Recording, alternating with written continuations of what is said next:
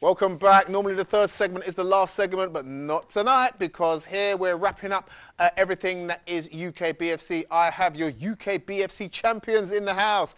It's Beaumont FC. And I would just like to, let me ask some rapid fire questions, all right, to the boys. So I'm going to go right over there to ex-manager, now player, who's so glad and relieved now that he's manager and doesn't have to do it again. If they ask you to take the team for UK BFC next season, will you do it?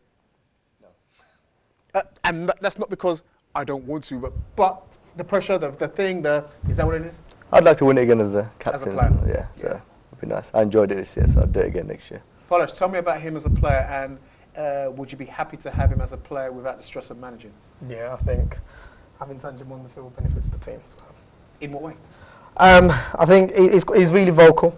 He knows the game well, and he knows the players. And I think that's always beneficial to have in a captain. He plays in the middle of the park. And yeah, so understanding the game is Tanjim's strength. So there are only a couple of you here tonight, but talk about some of the other players that made it happen at the UK BFC. Oh God, we had a great team. You know, every single player gave 110%, especially in that final. As Mamba was saying, it was drama after drama every single game. You know, those last-minute goals we conceded, last-minute goals we scored, and you know, every single player had to bring it that day, and I think everyone did. We had Fozzie in the middle, playing with Tanjim. We had Arif by right back. Arif right back on the final. To be honest, he was good, but he was excellent. He had the left winger, you know, yeah, he's meant to be one of the stronger players. Yeah. Man of the match for me on the final. So, but yeah, everyone brought it on that day, and I'm just happy to get those goals for the team, really. So, yeah. Mams, these are the players that are doing it for you now. That you've had players that have done it for you, you know, in the years that's gone by. But what about the future? What's to happen? I mean, Beaumont is Beaumont. Beaumont will always be. You're established. You are the big name and a big team in all of the tournaments. But what's coming through? I think the immediate future is quite safe because these guys are still at their peak. I think for the next 3, 4, 5 years, I can see these guys still going out there dominating. We've got a couple of young players in the squad like Imran, Halim, Ashraf. These guys have come in, so they're sort of like freshened up the squad a bit.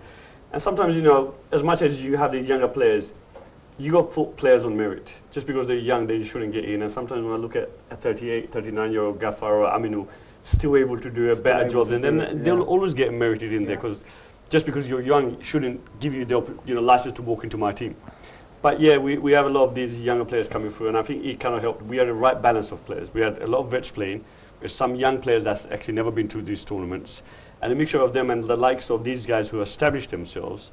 And I got to especially mention the likes of Fozzie, Sammy and Raju, who actually came in and helped us out, and they thoroughly enjoyed it. And I think in terms of mentioning players, yeah, Arif had a really good final. I think Mash has been quite outstanding right through the tournament. I think he's just become one of the best centre-backs, Bangladeshi centre-backs around at the moment. And I think, you know, he completely dictated and chipping with the goals as well, which is a huge bonus. And we had 2 goalkeepers. We're blessed with having 2 goalkeepers. You did, wow. You are blessed indeed. Listen, I know we've had 3 segments. I know we've got a long show tonight, but I wanted to get you UK BFC champions. Let's take nothing away from their opponents who are Newark, who where these guys had the experience, they had the youth, and they ran and they worked their socks off. And where youth maybe put them under pressure for a little while, experience sometimes will always come through at the end of the day. Well done to Beaumont, well done to Newark, well done to everybody who took part in the UK BFC. I'm just going to run something to you very, very quickly. Obviously, in this next clip, you're going to hear some words from the UK BFC organisers who wanted to thank everybody that turned up on the day. Here it is for you right now.